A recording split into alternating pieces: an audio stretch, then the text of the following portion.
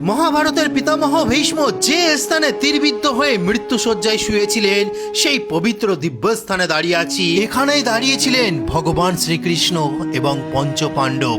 পিতামহ ভীষ্ম তাদের যে মৃত্যুশয্যায় শুয়ে যে জ্ঞান প্রদান করেছিলেন তা আজও অমর হয়ে আছে। চলে গেছিলাম মহাভারতের কুরুক্ষেত্রে, আর আমি যে স্থান থেকে হাঁটছি এই সমগ্র স্থান জুড়েই হয়েছিল সেই মহাভারতের যুদ্ধ। আর এটাই সেই কুরুক্ষেত্রের পবিত্র ভূমি যেখানে পিতামহ ভীষ্ম 58 দিন ধরে তীরবিদ্ধ হয়ে শুয়ে থেকে জগৎকে দিয়েছিলেন অমৃতের মতো জ্ঞান। আর তিনি যুদ্ধক্ষেত্রে পরাজিত হননি, তিনি নিজের ইচ্ছায় থেমেছিলেন, কারণ আপনারা জানেন তার ইচ্ছা মৃত্যু বর ছিল।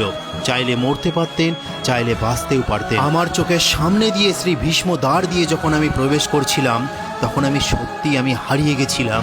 শুধু ভাবছিলাম এটা সেই স্থান যেখানে পিতামহ ভীষ্ম শায়িত অবস্থায় ছিলেন তীরবিদ্ধ হয়ে। ভগবান শ্রীকৃষ্ণ এসেছিলেন, পঞ্চ পাণ্ডব তার কাছ থেকে জ্ঞান নিতে এসেছিলেন। বন্ধুরা, যুদ্ধ শেষ হয়েছিল, রক্তের গন্ধে আকাশ ভারী হয়েছিল। কুরুক্ষেত্রের এই ভূমিতে শুয়েছিলেন পিতামহ ভীষ্ম। তার বুকে তীর, কাঁধে তীর, দেহে তীর, কিন্তু চোখে শান্তি।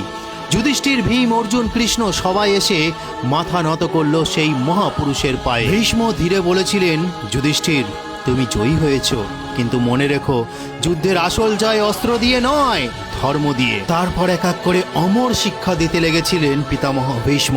প্রথম ছিল কর্তব্যই সর্বোচ্চ ধর্ম, যে নিজের কর্তব্যে অবিচল সে কখনো মরে না। তারপর বলেছিলেন রাজধর্ম পালন করতে। রাজা নয়, প্রজাই ঈশ্বরের প্রতিচ্ছবি।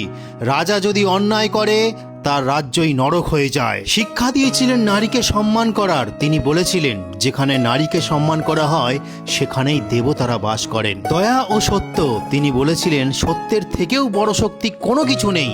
দয়া ছাড়া ধর্ম টেকে না, আর ধর্ম ছাড়া সভ্যতা টেকে না।